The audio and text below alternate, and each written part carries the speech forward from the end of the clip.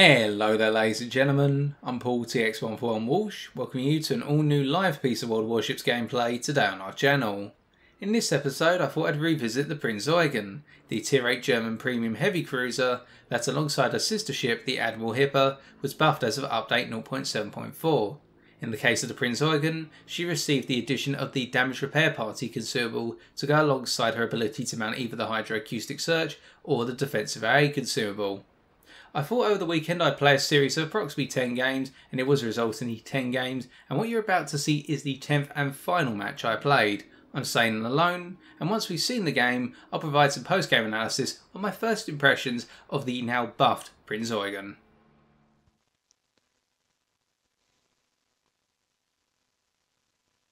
Another 2-destroyer game. Cruiser eyes. I'm the only Tier 8 cruiser on my team and vice versa. They've only got Mogami, and then there's just an absolute ton of battleships. And there's other cruisers as well, I'm not discounting them. Mogami's going to play the concealment game most likely. If they're mounting the 155s, they'll also probably have FHE. So they'll want to try and sandwich themselves near islands to shoot over. I'm going to go BC, see how this game starts out. I can always turn back, that's the flexibility of a cruiser. You don't commit until you're ready.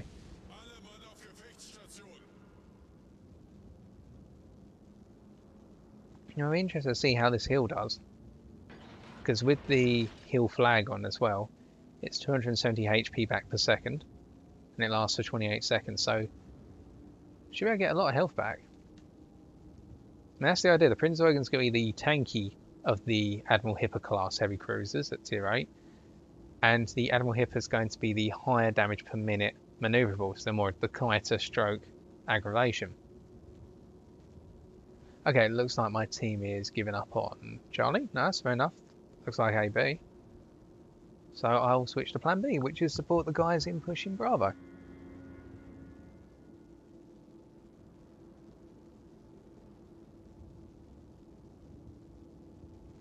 So there's no point trying to charge an objective where you're by yourself and you could get overhauled by the enemy team very quickly. Well, it looks as though our destroyers are both going to Alpha, which means we're going to lose a bit of vision in the opening game. It means our ability to contest Bravo will be severely undermined.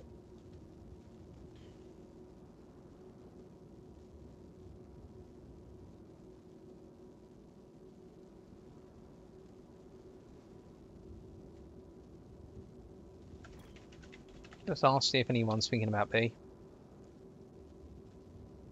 Z39 Gnevny. The Gnevny could get there very fast. That's good, the Z39, I believe it's quite fast.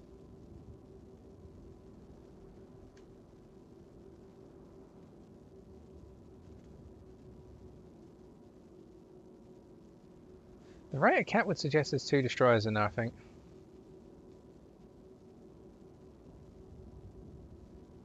Yeah. 2 destroyers went Bravo on the enemy team.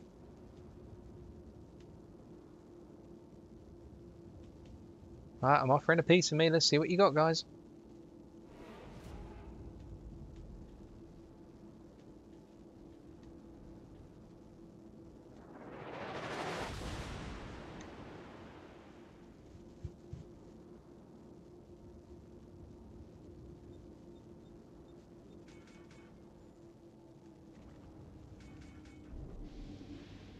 I can't push B by myself.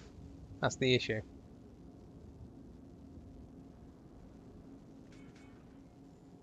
I've mentioned to people about B and they haven't responded, so I'm not going to natter on.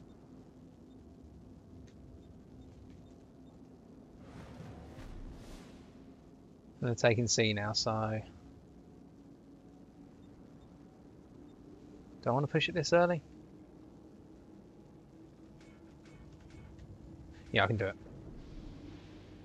I don't have the damage output, but I can annoy them. Hydra on. Oh, that's interesting. A Miyoko.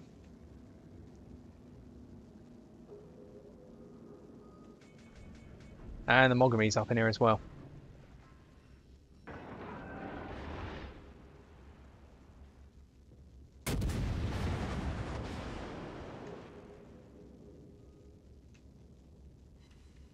That was a little nip in the bow there. That looked pretty good.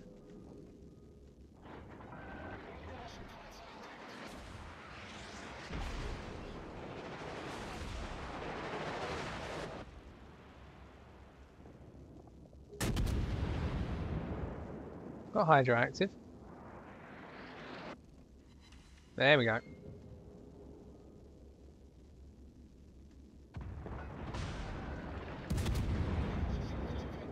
And that's health the Miyoko can't get back. No overbends. Bad firing angle, to be fair.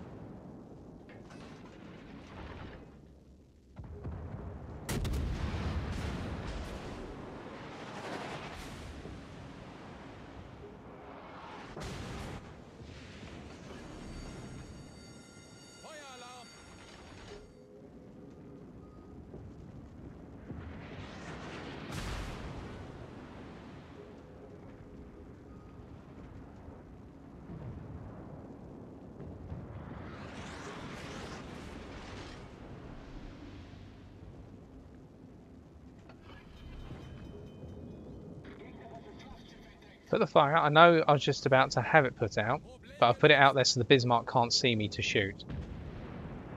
So that way I can start to turn before either of those two can see me. I don't know why I'm pointing at the screen, because nobody can see what I'm pointing at exactly. But either the Nuremberg or the Bismarck can start shooting at me. And I don't have hydro, so I'm not in the push phase of my ship's life now. I'm in the defensive phase. That's the lead turret knocked out and the Mogami for a bit. He'll be... He's overextended.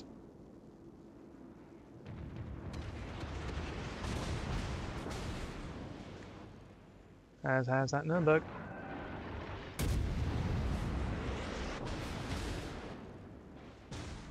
Back it up.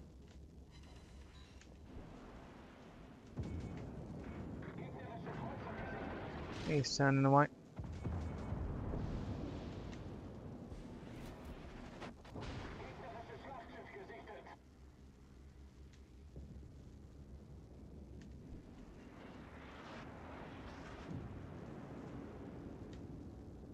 I ain't getting out your way.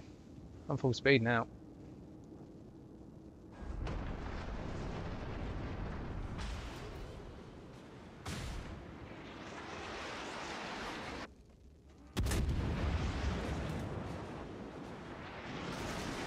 Let's get him a panic.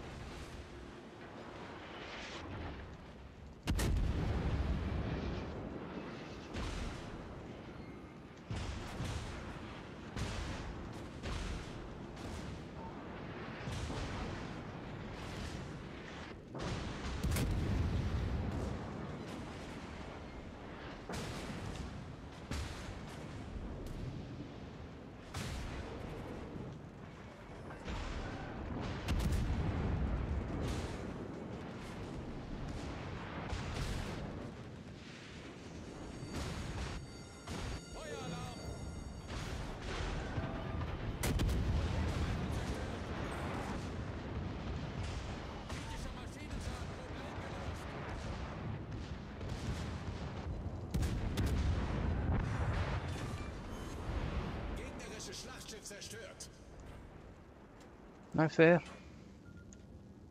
No regret. Still got 2 heals to go and a lot of that damage I can re-heal. And I'm going to upset the Gnevny by putting a plane up and having Hydra active. Hey fella! God, that's going to get annoying. The reason it's annoying for him now because he's stuck between a rock and a hard place, which is he reverses, he bumps into our Roma. He goes forward, he bumps into me and our Miyoko. Now, of course, our Miyoko's under duress because of the ships going through. But the Gnevny's going to have to think, what do I do at this point?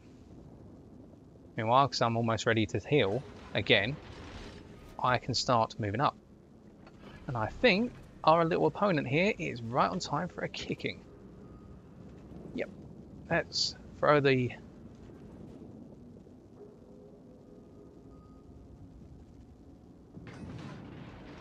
Is he coming out? Yes, he is. Throw them down. I'll push him away if he sees them.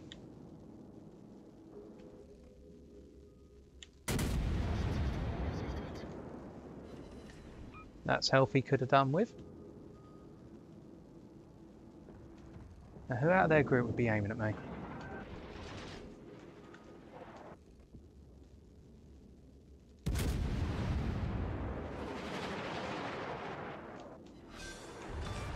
Penny. Giving him too much broadside, so cut the angle.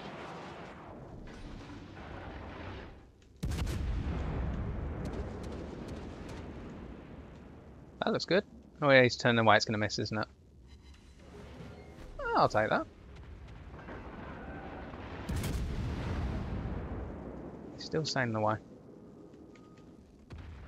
Yeah, it's too angled. Okay. The box full of citadels has taken the citadel.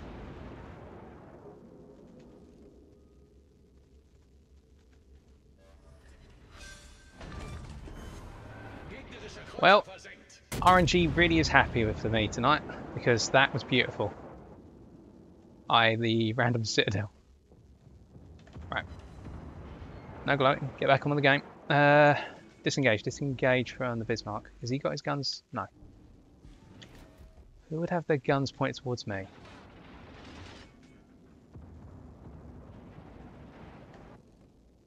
This guy? He's got his rearmost guns pointed this way, so he could flick them onto me at any moment.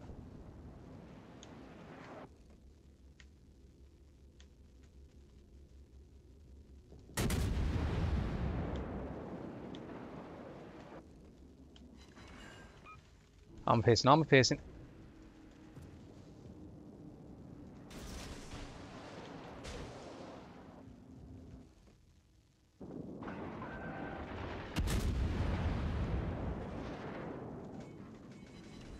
There we go, that's big damage. And I do appreciate the whole my torpedoes are out of range. The idea is not for them to hit, it's to make sure he can't rush me. And if he does decide to rush me, he's going to have a really bad game. Ooh. Right. Now rather than go hunt this guy because he's not important, let's go help out the objectives because our team could still lose. The last bit of intel that Bismarck has given his teammates is I'm heading towards Charlie. I'm not, I'm heading towards Bravo.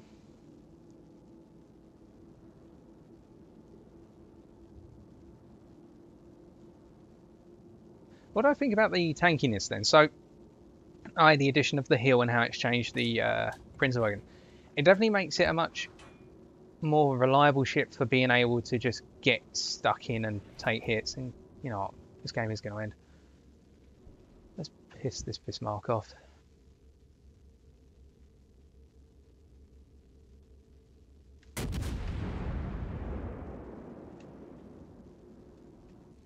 Wasn't spotted, so I know the Z isn't going to be coming this way. He's just put the fire out, so let's get a couple of sticklers.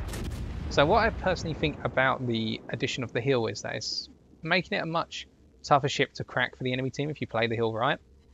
Because one of the downsides I found with the Prinz Eugen was it could do a lot of damage if employed correctly, and it could tank a lot of damage at medium range in particular. But if the enemy team really managed to punish you at a given point in the game, your game was ruined, as in you had no ability to come back from it, because you don't have the maneuverability to dodge the incoming fire in the first place. But here, now that you've got the ability to say, you know, I took a couple of hits, so what, I'm still alive, it just feels... It feels as though you can actually play the ship more comfortably.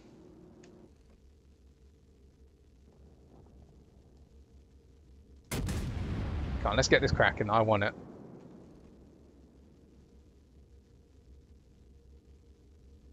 He's getting close. That may do it. If the rounds penetrate, now he's healing.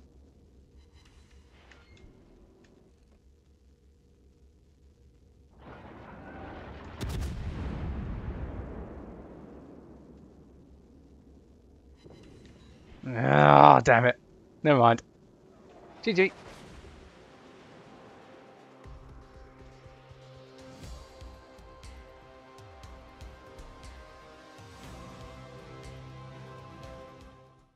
A bit of an awkward start to the match, what with our team looking more towards Alpha than any other objective, but in the end we pulled through for the victory. We can see that our battle performance amounted to a damage output of 97,747 HP, and we also picked up the heroic achievement of Confederate for damaging at least 6 enemy ships, where the damage caused to each of these ships must exceed 20% of their normal health pool.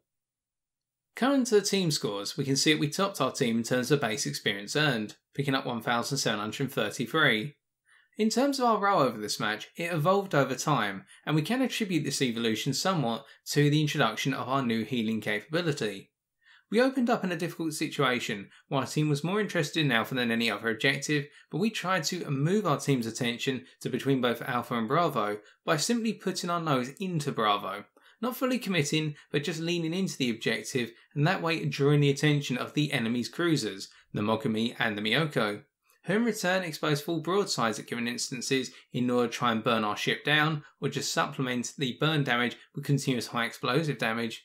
But it wasn't to pay off, as we had the ability to heal a good chunk of the damage dealt to our ship, and in return both we and our teammates could bring those ships down as they exposed their broadsides. We then had to pull back and give ourselves time to heal, preparing both our second and third heal in order to go toe to toe with the enemy Bismarck that pushed around aggressively from the southeastern corner of Objective Bravo, and indeed counteract the threat of the enemy ships that pushed south from Charlie. And in doing so, we maintained our health so that way we could continuously hold on from approximately the front line, not having any destroyers at the front to act as a screen, and keep throwing out the armor-piercing shells to deal with the cruisers and the battleships whenever they gave broadside. So it's about managing that hill effectively that's really going to work wonders, and we can understand how the Prinz Eugen has that continuous threat so long as you manage your health state, in that you're going to be the one ship that when circumstances change, whether you're on the offensive, as we were towards the end, or the defensive for the opening half of the game at the very minimum, you have the health state in order to enact that role successfully and be that threat to the enemy team. In coming on to our detailed report, we have 2 key items to note.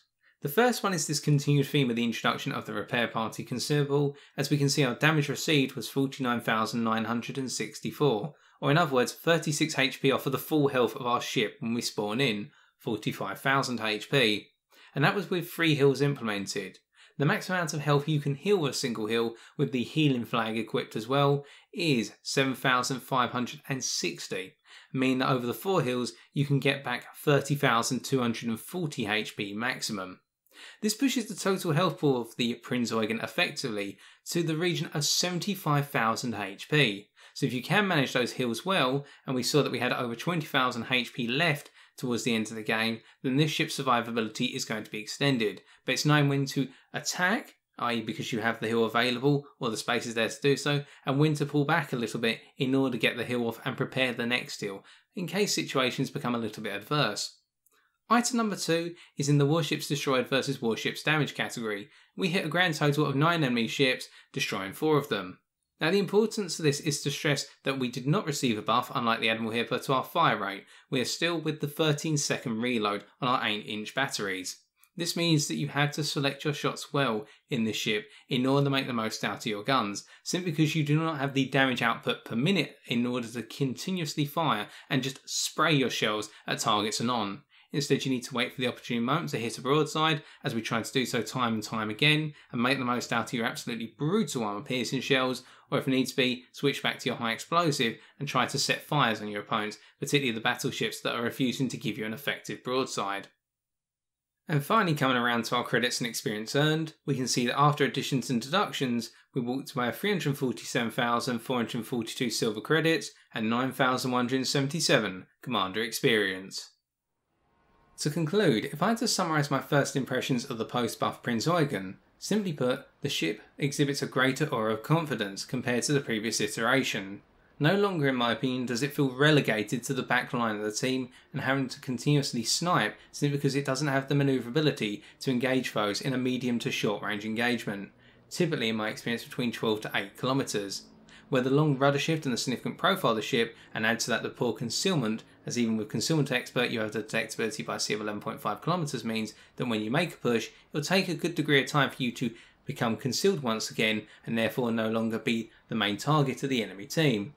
Now you have the ability to afford that situation simply because you have the repair party to heal up a good amount of damage you take, particularly the high explosive and subsequent fires that are set. And it feels now that you're rewarded for making those pushes, and when you pull back, if you time it right, using your heals to maximum effectiveness and trying to get the most out of your guns in not firing continuously because you just want to keep throwing out salvo after salvo at long range, but now firing when the time is right at those medium ranges to really cripple your opponents when they give you those juicy broadsides. And therefore this is now a much more forgiving ship for those who are not perhaps used to heavy cruisers of this nature. Alternatively, if you were struggling with it before, I strongly suggest you go back and replay this ship, simply because it may be a lot more enjoyable now compared to the very punishing and unforgiving Prinz Eugen that we used to know. And so I've been TX141, and if you have enjoyed this video, why not leave a like, comment or subscribe for future World of Warships videos on my channel. And as always, ladies and gentlemen, if you're looking to get into World of Warships today, as it's a very enjoyable game, feel free to sign up using the link in the description of this video. It's completely free of charge, and you'll be amazed how much time you'll spend playing it once you get into it. But until next time, as always, ladies and gentlemen, take care and fair seas.